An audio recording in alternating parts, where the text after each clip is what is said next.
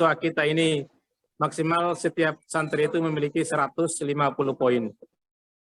Jadi kalau pada tahap 100 poin sampai dengan 120 poin, itu berarti sudah tahap pemanggilan wali santri atau wali peserta didik. Di situ kita komunikasikan, ini kita panggil langsung Pak, karena kita juga artinya ini secara resmi. Nah biasa juga kami artinya menyampaikan melalui grup-grup orang tua.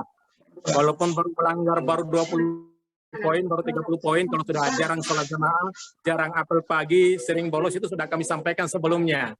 Tapi secara resminya, kalau sudah mencapai 100 poin pelanggarannya, itu kami undang resmi atas nama lembaga ke sekolah untuk dibicarakan tindak lanjutnya.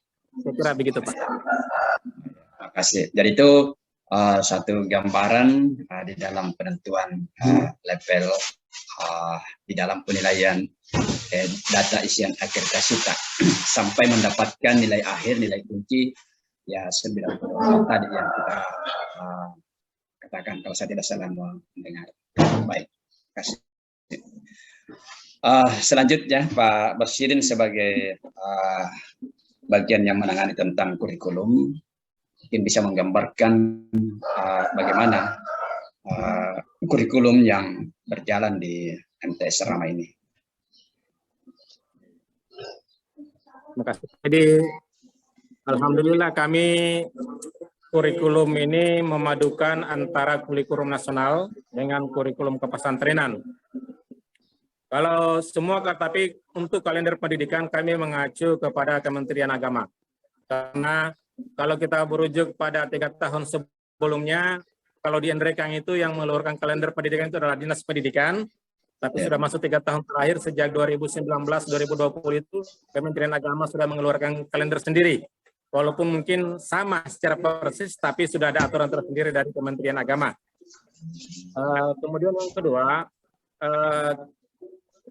kami menggunakan perpaduan kurikulum nasional dengan kurikulum ini. Total pembelajaran dalam 1 minggu itu adalah 49 jam. 49 jam yang kami bagi di dalam ada kurikulum mata pelajaran umum, ada kurikulum lokal atau kepesantrenan.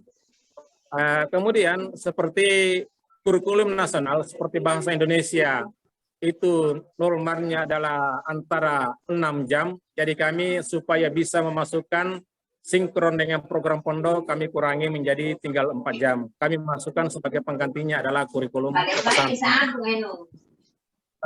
Kemudian beban guru di sini kami secara umum beban guru itu adalah karena aturan yayasan dan kami secara keseluruhan untuk guru MTS yang baru bersertifikasi itu baru 3 orang.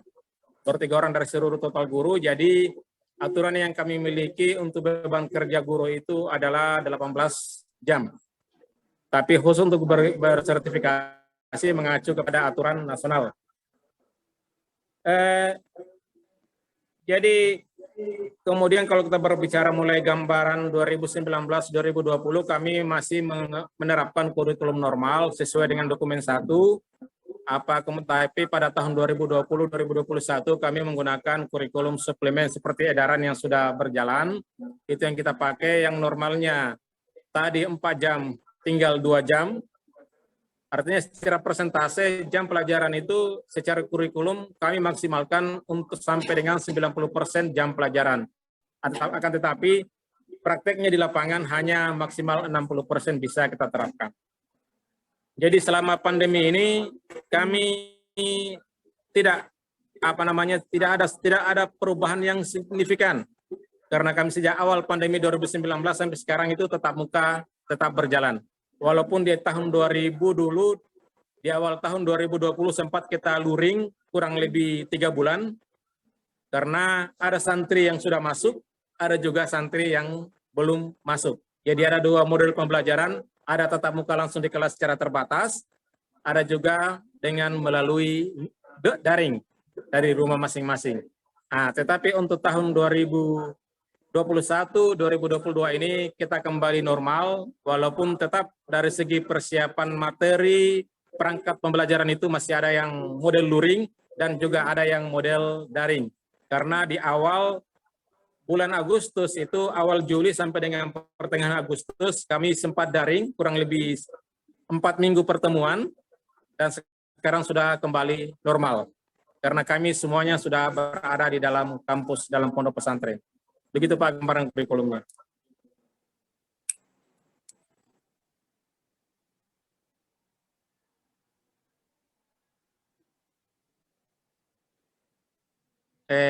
Tapi Pak, unmute dulu. Oh ya, berkaitan dengan kurikulum tadi, kan ada dokumen 1, tentunya dalam dokumen 1 itu kan ada visi dan misi, salah satu bagian dari komponen dari dokumen 1 itu. Nah, salah satu bagian yang ada di dalam dokumen 1 itu kan ada kriteria ketuntasan minimal, Pak. Ada KKM ya, penentuan itu. Ada. Nah, seperti itu. Bagaimana teknis penentuan KKM di MTS ini, mekanismenya? Iya. Jadi saya gambarkan sedikit Pak. Jadi kalau saya merujuk ke belakang, kita pada tahun ajaran 2018-2019 itu rata-rata guru mengajukan KKM untuk masing-masing mata pelajaran. Tapi setelah masuk 2019-2020 kami sudah menentukan secara umum, artinya bahwa yang kami berlakukan itu adalah KKM madrasah. Dan untuk penetapannya itu adalah melalui proses rapat evaluasi, terutama pada penekanan bahwa kami sekarang ini untuk KKM ini sudah secara keseluruhan mata pelajaran apapun, itu pelajaran umum mulai untuk kelas 7-nya itu adalah 72, kelas 8-nya itu adalah 73, dan kelas 9-nya itu adalah 75. Itu secara umum mulai 2019 mulai sampai sekarang tahun 2021 ini. Jadi sudah 3 tahun kita berlakukan KKM serentak. Hanya kita memperlakukan KKM madrasah, akan tetapi di kelas guru mata pelajaran artinya untuk standar penilaiannya masing-masing mata pelajaran adalah mereka menetapkan target nilai minimal sendiri untuk masing-masing pelajaran, tapi mereka tidak boleh di bawah KKM madrasah. Jadi artinya sudah ada KKM madrasah yang kami tetapkan serentak untuk dipakai oleh seluruh guru. Saya kira begitu Pak. Baik. Berarti kalau seperti itu polanya, kami memang di dalam penentuan KKM ada memang KKM untuk tingkat satuan pendidikan atau tingkat madrasah yang ditetapkan. Ya tentunya bersumber dari penetapan KKM dari setiap guru mata pelajaran. Berarti di dalam penentuan KKM yang tadi 72 untuk kelas 7, 73 untuk kelas 8, 75 untuk kelas 9-nya, dasar penentuannya itu, acuannya itu, bagaimana di dalam melakukan penetapan KKM itu untuk 72, 73 dan 75. Pertama adalah karena satu poin yang paling pertama yang menjadi dasar itu adalah bahwa salah satu syarat kenaikan kelas itu adalah minimal berpredikat B. Ya. Sedangkan kami di sini dengan berlakunya KKM seperti yang berapa tahun sebelumnya itu ada guru menerapkan KKM 85, sehingga santri kita atau peserta didik kita yang mendapat angka 85 sampai ke 88 itu tetap C. Sehingga itu mempengaruhi statusnya untuk bisa naik ke kelas, artinya bermasalah walaupun naik tetapi mengalami sedikit remedi dan lain sebagainya, pengayaan itu artinya dari segi teknis itu agak menghambat proses pembelajaran. Kemudian yang kedua adalah bahwa kami di sini memang secara khusus bahwa dengan padatnya banyaknya aktivitas baik itu di madrasah ataupun pesantren secara keseluruhan itu bukan berarti rata-rata predikat apapun yang mereka dapatkan itu adalah minimal B. Bahkan banyak yang kemudian karena kami juga mempunyai standar yang ada, bahwa standar kelulusannya itu adalah mengacu kepada aturan yang ada, jadi KKM aturan yang ada itu kan minimal adalah tidak di bawah 70. Jadi artinya kami secara dasar adalah hanya yang paling penting adalah bahwa hanya mematok bahwa jika aplikasi KKM itu adalah maka ini berimbas pada predikat yang diperoleh oleh santri. Sehingga kami memasang target KKM rendah, akan tetapi yang diperoleh itu tidak pernah atau jarang kami dapatkan guru mata pelajaran yang didapatkan oleh prestasi di kami adalah di bawah 82. Jadi artinya walaupun kami pasang KKM 80, tetap mereka itu sanggup dan bisa mengikuti materi pembelajaran. Saya kira begitu, Pak. Baik.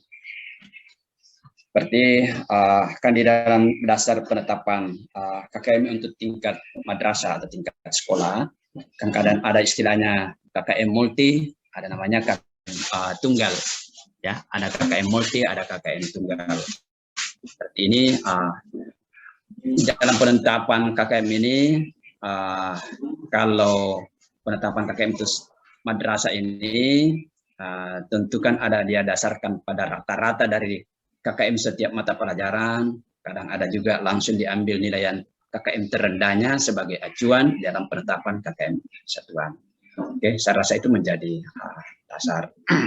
Yang prinsipnya penetapan KKM itu mau tidak mau harus bersumber dari setiap guru mata pelajaran. Meskipun sebenarnya pihak sekolah, pihak madrasah bisa melakukan penetapan KKM, tapi tetap berdasar kepada penetapan KKM dari seluruh guru mata pelajaran. Betul. Tergantung dasar penetapannya itu apakah secara multi, KKM multi, berarti bervariasi, ataupun KKM tunggal.